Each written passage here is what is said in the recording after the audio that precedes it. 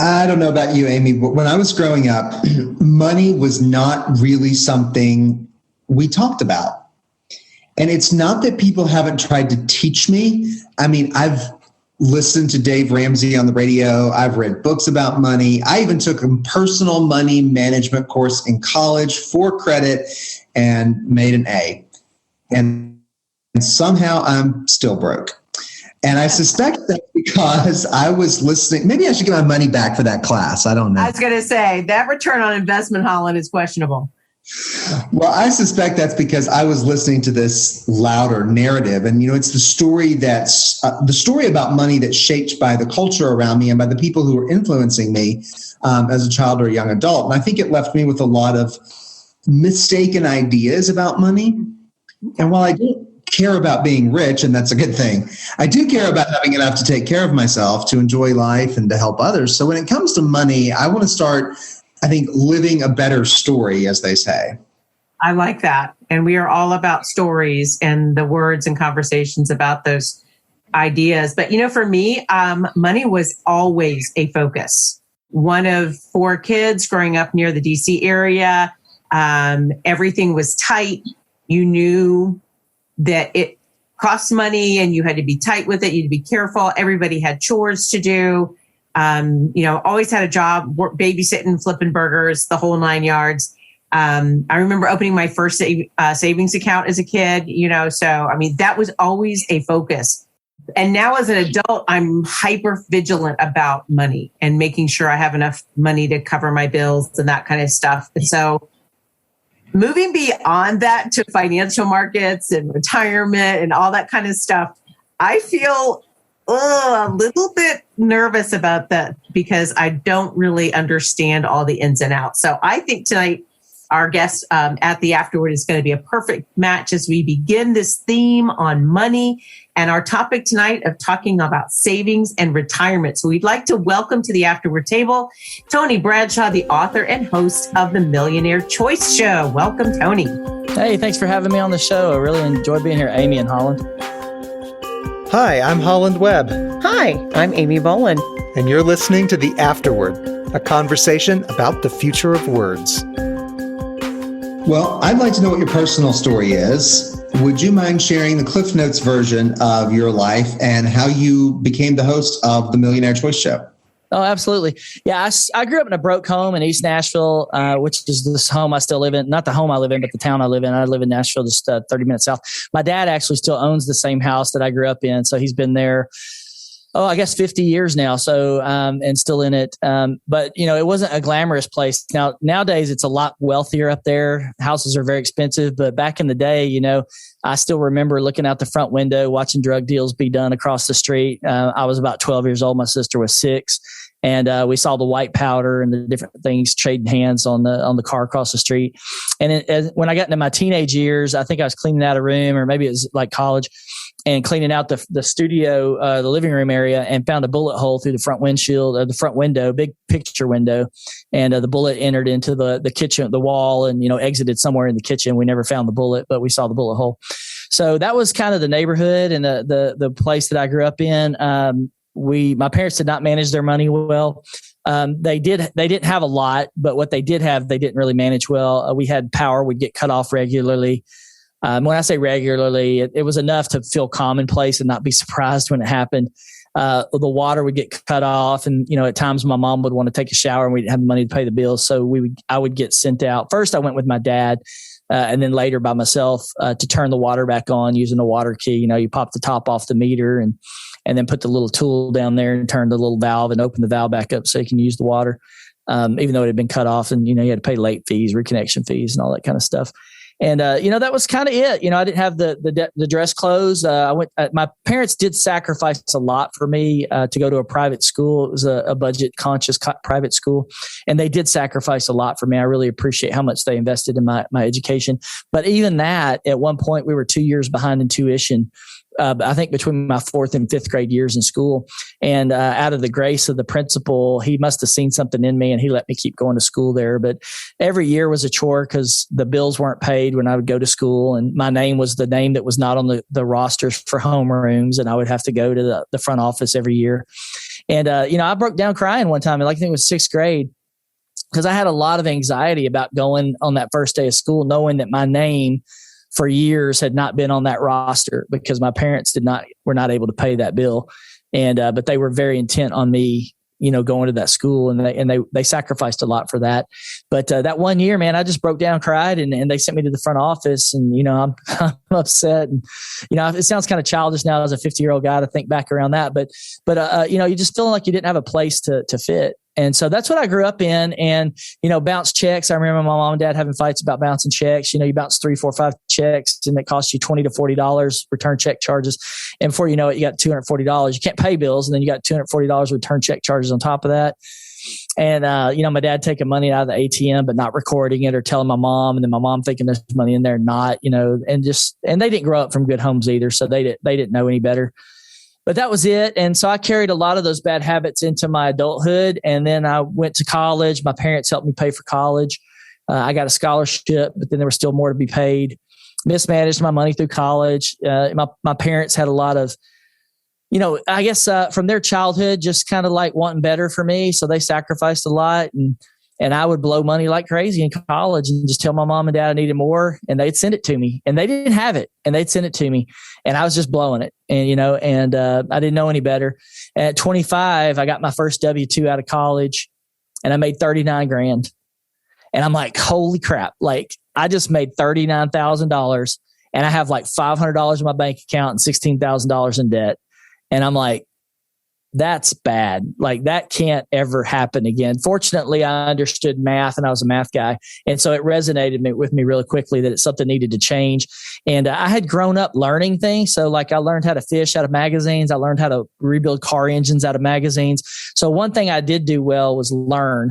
And so once that problem surfaced for me around finances and money, I just went and did what I always did before. And that was go to the bookstore, buy some stuff to read, and just start reading voraciously everything I could. And what I learned from that was really that money for me was really just a math problem. And I was, pretty decent with math. It wasn't a very sophisticated math problem either. It was pretty simple. It was almost as simple as 2 + 2, not quite that easy, but pretty close. And so I just sat down, learned what I could, figured out how to, build wealth. And I made a decision that day, what I call the Millionaire Choice. And that was a choice to become a millionaire. And I felt like I could do that by age 40. So I went from being a 25-year-old broke guy out of college to believing I could be a millionaire by age 40. And I was able to do that. And I thought that was pretty special until I started doing my Millionaire Choice show. And I started meeting all these people that made their choice at like age 5 or 6. And they were millionaires by 25 or 30. And then I'm like, I'm not that special. This is a fairly common thing. I would say common, but it's not uncommon. And, but that's kind of my story. And then along the way, I ended up joining up with a guy named Dave Ramsey when I was 30 years old. So I made my Millionaire Choice at 30, discovered Dave Ramsey, and went into the internet side of the world of business at age 30, joined his team, and then spearheaded his digital products, digital business, digital development. And and did that for 16 years, and then left in 2016. 2017, I didn't really have a plan to get back in personal finance, but felt led to do it. And that's when I started writing the Millionaire Choice. And, the rest is kind of like being written right now. The history of the Millionaire Choice and the rest of my story is being written and talking to you guys. Awesome. Tony, that's fantastic. I can't wait to dig into your learning, if you will, a little bit more, because it sounds like something that I think we can all benefit from. But not everybody is on the same playing field. And there is a study about the longevity economy by Joseph Coughlin. And he says that there are parrots with larger vocabularies than most of us have concerning life and old age. So, Tony, help us be smarter than a parrot. Let's talk about some words that we throw around and we think we know what they mean. But let's expand our vocabulary, if you will. So the first word I'd like you to help us with is retirement. What is that? Well, first of all, I would never say the word retirement ever again. Okay. Because retirement is a word that when you're young, it doesn't seem real because it's too far away. Okay. And it makes people not pay attention to it. And when you're probably over the age of about 40 or 45, you haven't done anything about retirement for most people. and they're scared to death of it because they're going, oh, if I knew back then what I know now, I would have done something differently. And I'm trying to dispel a lot of that. So I don't like the word retirement. I would rather look at that word, change your vocabulary to a word that goes, when do I get to live life the way I would like to? And I think you should set that goal not at 65 or 67 or 69 like the government tells us to do. But I would like for most people to set that goal at least at 59 and a half or sooner.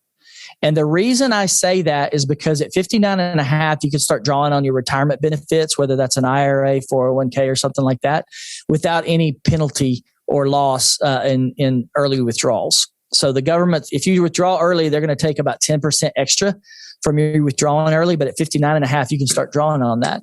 So I like to think of not a retirement strategy. I like to think of a when can I live life the way I want to strategy. And that can mean a lot of different things to a lot of different people. For myself, when I was 25, I had two primary goals. Well, three really. One is don't be in debt. Two was be a millionaire by age 40. And three was live off my investments by age 40. Now, I was a little bit naive, but I got moving in the right direction. So I did not plan on getting married and, me being debt free and my wife having 20 grand in debt. So I did not plan on that. That was a little bit of a setback. I did not plan on having 6 kids and having to fork out $1,500 in diapers for every kid, plus, what it takes to pay for having a child. Those were not in my plan. So those altered my plans a little bit, but I never stopped marching towards that goal. Now, the interesting thing about that, and I only really woke up to it in the last little bit, is that since I turned 46, when I left the Dave Ramsey organization, I have been living off my investments. And I had forgotten about that third goal that I had was to live off my investments. And so because I had gotten into the repetition of life where you just kind of go through the cycle. And so I had lost sight of that goal. But what I realized just really last year is that I've been doing that now for 5 years. And so that was kind of an awakening. Go, oh, I had 3 goals, not just 1 or 2. I had 3 and I had forgotten about the third one. Now I still have a long way to go to live life exactly the way I want to.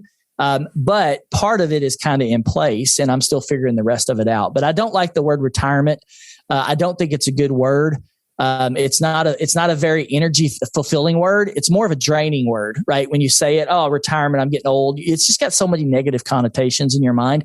And I like to take negative connotations, negative energy words out of my vocabulary and replace them with very positive energy words. That's just how I address it. I love it. I love it. It reminds me of going to sleep, right? People used to say, I'm going to retire. They meant I'm going to go to bed and sleep. Yeah, right. Exactly. So you mentioned a little bit about your goals. What do you think about the concept of a financial plan? What do you think that encompasses? Well, there's another word I don't like. Great. So we're just knocking them out of the park with you. Excellent. You're 2 for 2 right now. Yeah, I like the word millionaire plan because that's really the entry level to wealth building.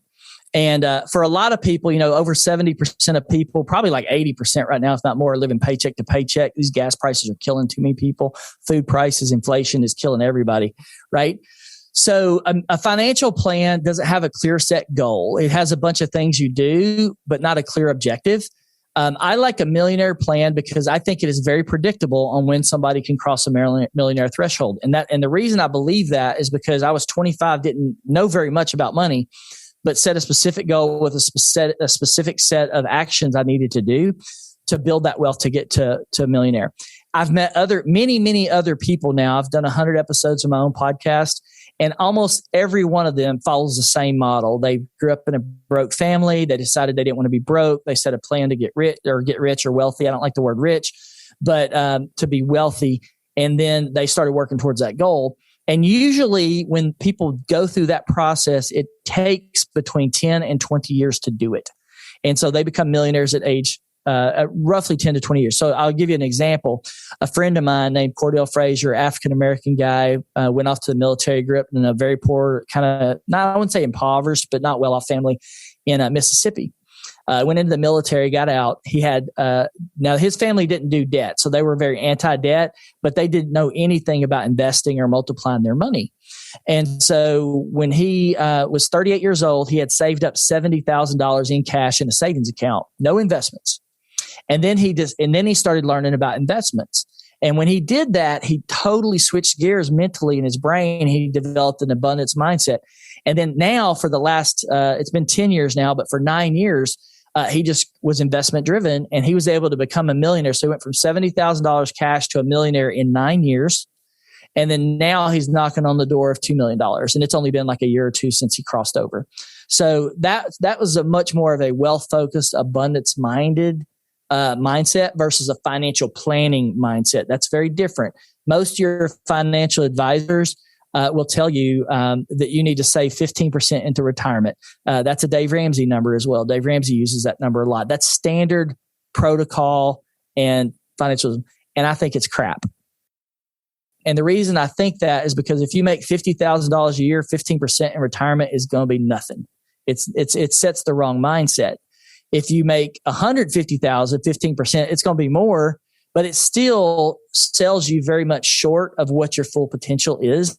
And that's why I believe you need to reconstruct that away from financial plan and create a millionaire plan. Now, the interesting thing, what I've seen with people and myself, is to go from a broke mindset to a millionaire mindset to believing you can be a millionaire. That's a huge jump. Most people can't make that jump. They can't, it's too far. So they end up going to maybe a debt-free, or, my life sucks, my finances suck. I can't imagine anything else, but just maybe I can become debt-free. Just maybe I can budget my money and have a little bit left over at the end of the month. And that's a jump that most people can make. I actually jumped over that piece and went straight to, I think I could be a millionaire at age 40. Now, other people do that too. I wouldn't say it's the most common thing to do, but it does happen, and I believe in it. Now, what happened on that journey, and I think this is the power of the millionaire plan versus the power of a financial plan. When you get moving in that direction, your mindset starts to shift and work. And our minds are amazing things, because your mind, once you identify a problem, it will actually work on solutions while you sleep. And you'll solve it, and you'll think about that during the day. Even when you're not thinking about it, your subconscious is thinking about it. And you start to do, a thing called the law of attraction, right? If you guys have read stuff about that, out of the abundance of the heart does the mouth speak. You start to attract things. There's a lot of spiritual connotations to that. But when you start making that shift, weird things start to happen, and you start developing that. Now, on the path to a millionaire, if I were to tell somebody who's broke that they could have a net worth of $5 to $10 million, that is too big of a gap for them to believe. You can't get there. So what I do is I just boil it down to, hey, first milestone entry point to being wealthy is $1 million. So I just try to get them to go from being a broke mindset or not knowing how to invest to go, hey, you can be a millionaire, and we can make that date. We can predict that date for you. What happens is once you clearly show that date and the path to that date, the clients and people I talk to, they start figuring out how to accelerate that date. So if I tell them it's going to take 18 years, they're going, man, I don't want to wait that long. How can I speed that up? And they'll do two things. How can I spend less, save more, invest more, make more? Their mind will start solving those problems. And what happens is somebody that might be stuck at $30,000, $40,000, $50,000 income a year will start figuring out how to make more money. Whether that's going, increasing their income 10 grand, 20 grand, 30 grand. And that's the way I approach it. And then on the way to the $1 million threshold, what'll happen is they've developed a mindset and a heart set for abundance and building wealth.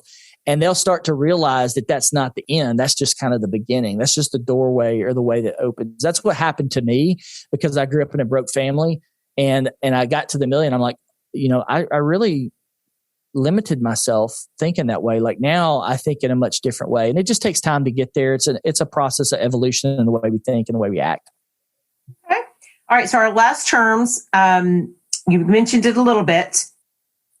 Let's tease it out a bit more though. Difference between wealthy and rich. Yeah. So I just draw a very clear delineation between those two. The way that I do that, and first I'm going to ask if I can use any language on the show here. Just one word. We do have a clean podcast, but that's okay. I'll bleep. I'll do a bleep. Okay.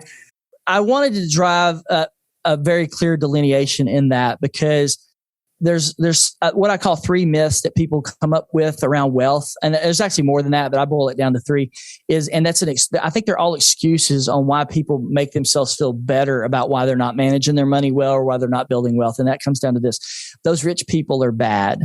I don't want to be rich because those rich people are bad, or I'll never be wealthy is another thing we tell ourselves. I was born into this. This is the way. If I was just like them, and that money is bad, so I don't want too much money. And those are very common things in our society, especially for lower income people, because they make us feel better about why we're not doing better with our money, and it's just like a psychological thing.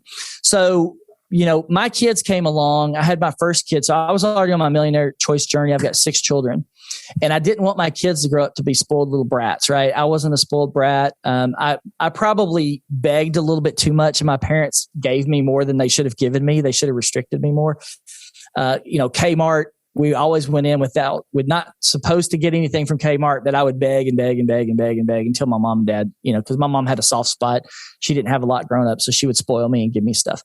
And spent way too much on Christmas, way too much on Christmas. My mom did. So with my kids, I told them, I'm like, son, we've got money, but we're not going to be rich. Bleep. We're not going to be those rich bleeps. Right. So we didn't. So one day we went to, Six Flags over Georgia, and we splurged a little bit, and we got the fast passes. And so we got the little tickets that let you jump in front of the other 200 people that are in line, and you got to go right to the front. And they cost me probably $180, $200, which, for a lot of people, that's a lot of money. For us, it wasn't. And so we're standing there in line. We walked through all this stuff. So we had the fast pass line and the regular line. And we walked past all 200 people, got to the very front, and we're standing there. And my I think he was probably about 8 to 10 years old at the time, looked up at me and said, "We're the rich bleeps." And, and I'm like, no, not exactly. But you're getting it. You understand what I'm trying to teach you. We don't want to be haughty with our money. We don't want to be aggressive. So that's the difference between rich people and wealthy people. Wealthy people have a mindset. I've got this thing I call the purpose of wealth. And this is kind of what I went through. There's a purpose behind my wealth today. Before, I didn't understand that. When I was building wealth before, it was really just because I wanted to live a better life, maybe help a few people, do some good things with money. Now I feel a tremendous responsibility to build as much wealth as I can, because more money means I can help more people. More money means that I can impact society and the world in a better way. So I feel a deep responsibility now to take what I've learned, take what I've leveraged in the first 50 years of my life, and figure out how to do that. There's no shortage of people that need help. There's over 140 million orphans in the world today. It takes money to help those people. There's people going hungry every single day. Even in the United States, I think it's like, is it 1 out of 6 or 1 out of 8 kids are not getting full meals? Like, those are crazy things that are happening in our society. Yeah. And I'm a big believer that if the good people don't have the money, the bad people do. And those are 2 very different agendas. So I'm a big believer we have a responsibility to build wealth and not be, rich bleeps. Awesome. All right, Tony, this is going to be a great conversation. Thank you so much for helping us expand our vocabulary a bit. That's good. That's really good. Yeah, and it's interesting how you talk about, at the beginning, you talked about a math problem, right? Money is about math. I was a math guy. I knew I could get out of this with math. And then by the end of what you've shared so far, you're talking about a mindset, kind of from math to a mindset. But let's go back to math for just a minute, if we could. What did you mean when you said money is a math problem? Yeah. So obviously, when I said it wasn't a very complex math problem either, and I think a lot of people are intimidated by money. My wife was one of those. My wife went through Dave Ramsey's program. She didn't really understand money, and then she read my book, and she was like, "I get it. Like, I get it now." And because I didn't really try to teach her along that, I was just doing the money thing. She was kind of taking care of the house. But now she gets it. She made her first investments last year, by the way, and and she did that without consulting me. So I'm like, "Hey, you go, girl." And so that was exciting. But yeah, once you learn what the word compound interest means, which I don't like using a lot of financial terms, but that's one that you can't kind of get away from. Once you understand how to multiply your money, you can predict roughly how that money is going to behave. So I use a rule called, it's basically based on a rule called the rule of 72. And that means that based on your interest rate or your growth rate of your investment, that you can project out how long it takes to double that money. And I use a rate of 10%. Okay. Dave Ramsey uses a rate of 12% on mutual funds. A lot of financial advisors and specialists will tell you if you're in mutual funds, you can only expect about 7 to 8%. I use the rule of, I use 10% because that means about every 7 years, you're going to double your money on average, 7.7 years in, 0.2 months or 0.2 years. And the reason I use that number is because I want people to understand what it means to compound that money, whether they're spending it or whether they're investing it. So if you invest, let's use 735. Let's use 35 to 70, right? So that's about, when you divide that by 7, that gives you 5 periods of doubling your money. So if, let's say you invest $10,000 and you park it for those 35 years, you're going to double it 7 times. So it's going to go 10,000 is going to go to 20,000, 20 to 40, 40 to 6 to 80, 80 to 160, and then 160 to 320. So that $10,000 at 35, if I did my math right on my fingers, that's going to be worth whatever I said there at the end, 320,000. Okay. That's what that means. It also means that if you decide to go spend $10,000 on something, say it's a car or whatever that thing is, that's going to go to zero, a depreciating item, then that's going to cost you $320,000 of your future wealth. And I think that's the big learning for a lot of people is like, I can go buy a $1,000 TV. What's that really going to cost me based on my age? Or I could go invest $1,000. And those who develop a mindset of abundance and investing versus spending are the ones that build wealth. The society, though, is really caught up because of the advertising and all the different things that they're thrown at us are caught up in a consumer mindset. And so they spend more than they make. They borrow against their future. So when you buy a new car, I think the average car price is like $500 a month over 7 years now. That is a huge amount of money costing you your future wealth. When you do the math and back into that math, it's a very, very, very expensive. I personally haven't bought a new car and paid any interest on any cars in, it's going on probably 20 years. So we've paid cash for every car for the last 20 years. I haven't had any regular debt for the last 10 years. Now that's just how I've chosen to do it. And we can talk about, leverage and stuff like that if you want to, but that's the math problem. And I try to make it very simple for people to get in their head. Hey, I'm 35 years old. And if I spend this money, I can double it 5 times. And then that's what it's going to cost me in the future. Or I can invest it. And this is what it'll be worth. And that's just a really quick way for you to make better decisions. And then what happens, I simplify my budgeting processes to really be wealth first. And so I believe that it's more important than budgeting every dollar is to make sure that your mindset has shifted to where you're in an invest first mindset, because that invest first mindset will shape the rest of your budget. It'll shape how much you spend on your living expenses. It'll shape how much you spend on your, going out and having fun. And giving is a nuance in there. So you want to make sure that you're giving enough because out of the abundance of the heart. So you want to make sure that you are a lot of money's flowing out into doing good things. But there's a way to look at it. Sadly, most people don't focus on wealth. And so they're not doing the wealth side of the math. They're only doing the spending side of the math. And I want to get people doing the wealth side of the math. Okay. Well, that helps a lot. I would say it's a math problem, but it's also a patience problem. Because if you're talking about 7 years and letting that sit from 35 to 70, you have to be patient and you've got to be willing to let it sit a little bit, right? Well, there's different mindsets on investing. So you need to find one that works for you. I say invest at your competency level. Okay. So and increase your competency level. So for some people that might mean, hey, I need to invest in mutual funds because I don't understand this stuff and I want it to be simple and I need a financial advisor. That's their strategy. I could tell you lots of stories, but let me share one I just read a few weeks ago. A guy named Truth Jones. You can look him up on the internet. He started investing at 10 years old with $3,000. By age 11, 1 year later, he was a millionaire. By age 14, he's a multimillionaire. And he's 14 right now. So he's a multimillionaire by age 14. So our natural process of thinking about investing is how we've been taught. And the way that we've been taught, I'm going out on a limb here, hope you guys agree with me, it's somewhat contrived to control because it's based on the current system and the way the financial system works. And so when you invest in a stock market a certain way, which is usually a buy and hold strategy, that's what most financial advisors are going to tell you. Keep putting money in there consistently over the next, your lifetime, and you'll have enough money to retire on. That's that kind of a mindset. And that mindset is that investment strategy is built around that system. And that system is not always in the best interest of the investor. And so it's very important. I like to say that no one cares more about your money than you. So if you don't take time to learn and care about your money, don't expect somebody else to care about it more than you do, because they have a specific objective.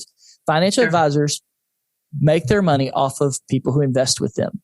Sure. So that's not always the best. It's a way to do it. It's just not always the best way to do it. Okay, great. That helps clarify a little bit. So let's go back a little bit to the word that you hate, retirement. And really retirement is kind of a new phrase. I'm talking like World War II groups, because at that time, age limits or age expectancies was around 60, 70, maybe. So you're retiring at 55, 60, you need to retire because you don't have much longer to live. So at this point, though, you have many people living well into their hundreds. And so even if you retire at 65, you've still got 40 more years left to live. So that does not seem reasonable, especially with some of the things you've just shared when you haven't planned for this retirement. So what do we need to help our listeners and those who are out there think differently? And you've hit a little bit about it, but let's dig a little bit further into how do we need to think differently about retirement? Yeah. So first of all, I don't have all the answers. I wish I did. Come on, Tony. That's why we have you on the Afterword. I think things are changing so rapidly right now that anybody that says they've got it all figured out, they're working on old models. So when you look at a financial advisor that gave you a plan 2, 3, 4 years ago, their plan right now is off by at least 30%, because inflation, the government's telling you it's like 8, 9%. Financial guys like me are telling you it's closer to 20%. When you check food prices, you're going to be hard pressed not to find food that's up 30%. You're going to be hard pressed. Gas is double, going on triple. I saw a thing yesterday that said gas is going to hit about $380 a barrel. I think it's in the mid hundreds right now. I'd have to look. I haven't looked lately. But when those kinds of things happen, all financial models you're working to that were based on years past are out the window. They don't work anymore. My father-in-law is on a fixed income. He's 74 years old. His fixed income now is worth 20 to 30% less just this year. Social Security is a fixed income model. It's worth 30% less, 20 to 30% less just this year.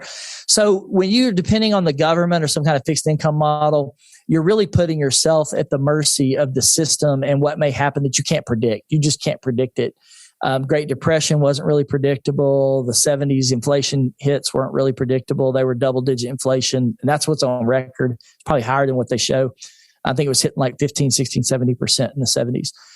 So how do you prepare for that? The best way that I could find to do that is to develop a passive income mindset where you go, you know what? I can put things in place that pay me money.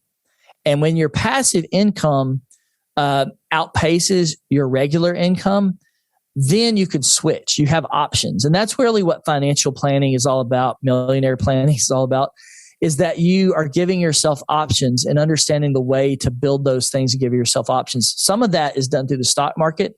I am not a fan of putting all your eggs in the stock market, even if they're in mutual funds, because a lot of people go, hey, put yourself in mutual funds, buy 4 different types, go international, go local, and you're diversified.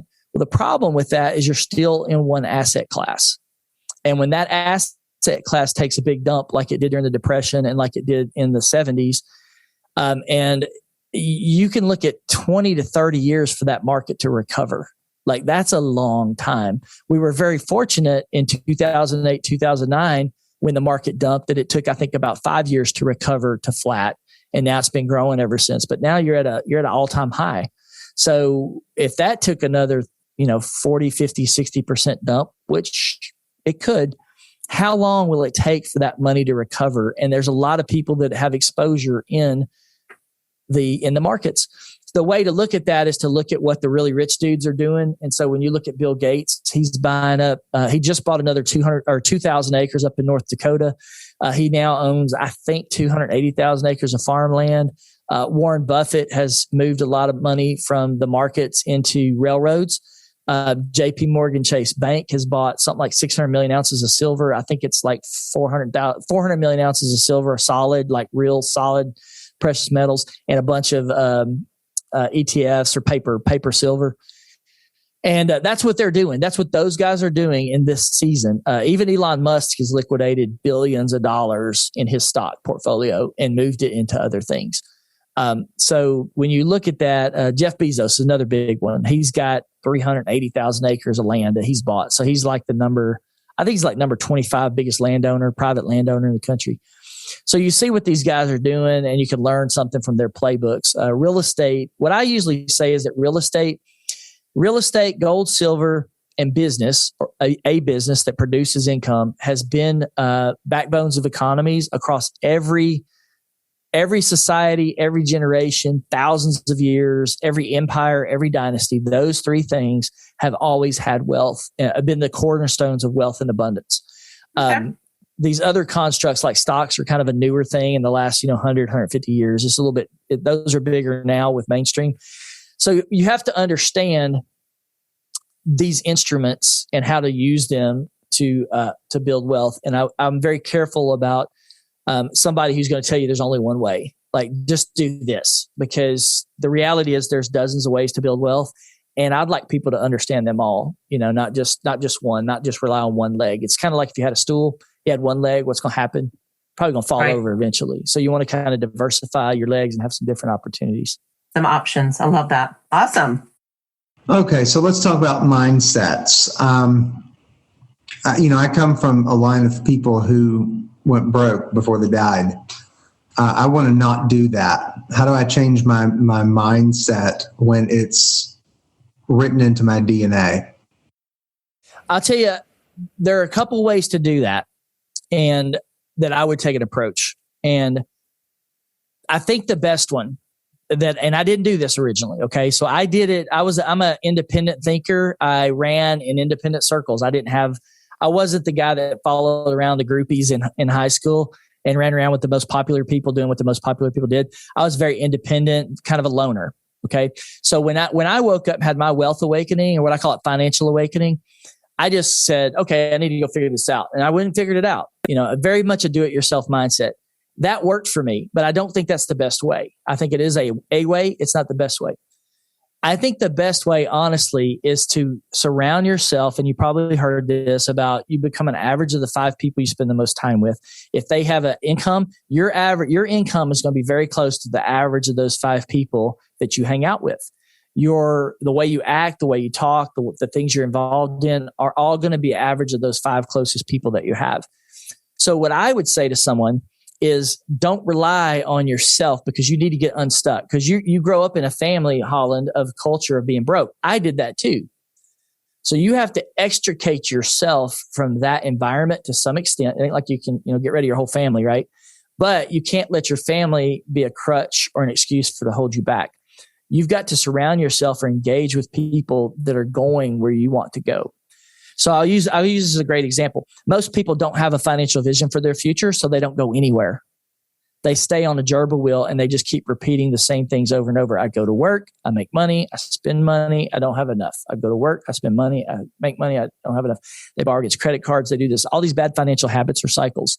So you got to find a way to break free from that. One of those ways is to get around the right people and get moving.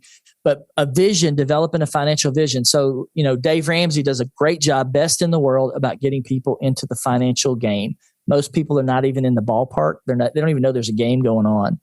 Dave is the best in the world at getting people to go, hey, you don't have a financial vision. Let you borrow mine. I'm going to tell you that you can be debt free and you can build some wealth. This is how you do it, and get on a budget. So he gives them a financial vision, which they don't have. They are literally borrowing his financial vision because they don't have one. My financial vision is for them to be millionaires. So until they develop that for themselves, I let them borrow mine. And I tell them, hey, Here's 100 people I've talked to that have been on my podcast. They're just like you. Jerry Fetta was homeless at age 8. He was homeless again at 19 and married. Guess what? He had a financial awakening at 19, and he was a multimillionaire at age 30. Took him 11 years. Okay. They're borrowing that financial vision, and I'm introducing them to people that did it. And so I'm empowering them through that story. Now, if you can get in, the way I like to say it is catch the jet stream, right? So I've got a friend, his name's Jeremy Newsom. He made his first investment when he was 6 years old. He talked his dad into buying Apple stock at 6 years old after watching Forrest Gump and hearing Forrest Gump talk about Apple computers. I wish I could tell the whole story, but I want to be respectful of time. Go listen to his story. It's incredible. Now he's a 33-year-old multimillionaire with a private island in the British Virgin Islands, and he's teaching people how to invest. But he went from a broke family, similar to mine, to being a multimillionaire. But he's got his own little community, and you can catch people in his jet stream. So he's now out there, and he's got a whole tribe of people following him, people that walked away from their jobs and are in his jet stream. And that's what I'm saying. He's kind of the guy leading. It's kind of like drafting, right? If you ever watch racing, you got a guy leading the charge. They line up, might be 6 cars deep. They're all drafting on each other. They're all going together. It's a very similar mindset. You want to catch that draft or that jet stream as somebody that's going ahead of you. That could be Robert Kiyosaki, could be Dave Ramsey, could be Tony Bradshaw, could be Jeremy Newsom, could be Taylor Welch. I mean, there's no shortage of people out there doing this. They all have their different approaches to some extent, but that would be the single most important thing is I would say find a tribe that you can plug into that you agree with philosophically and learn from them. One example, a guy named Trey Carter, probably shouldn't use his name, but I know him locally. He made his first investment. Let's see, I think it's probably last year. Yeah, last year. Never invested before. He got into a tribe online, started listening to what they were saying or doing, made his first investment. He put $6,000, $6,500, something like that, in his IRA, Roth IRA. He got first year, get this, 1,200% returns on his first year investing. How did he do that? I've never gotten that big of a return. He got in with a tribe that knew what they were doing. He caught their jet stream, and he just leveraged what they already knew. And I'm a big believer in that. Okay. That's awesome. All right. So, Tony, we're going to wrap up our first episode, our part 1 with you. And I'd like you to wrap up with a nice, neat little bow, what the essential element is for investing. Essential element. All right, here it is. Biggest investment. The biggest thing you can do for investing, you got to get money smart. Like you got to learn and learn and learn. And I like to say this, Warren Buffett, widely recognized as the number 1 investor of all time. He did not come out of the womb knowing how to invest. He did not come out. He was not born knowing what the New York Stock Exchange was. Just like everybody else, he had to go through the process of learning how to invest and what that process was. And that is probably the single most important thing I could convey to somebody today. Just like you spend 18 years learning math, English, and science, you got to spend the time. You got to put the time into learning how to invest and manage your money. And it's not just a one-time thing. Don't read Dave Ramsey's book and say you're done. Don't read Tony Bradshaw's book. Make it a process where you're learning something new every month, every year, and you'll end up at a good place eventually. Okay. All right, Holland. So your class that you took in college, your one class, you're just going to have to keep working at it a little bit more. All right. Well, thanks to Tony Bradshaw, I have learned so much in the last 40 minutes. While you wait for part 2, please go to theafterwordpodcast.com and become a subscriber. Leave us a review wherever you get your podcasts and tell your friends about us. And as always, remember that you are welcome at our table.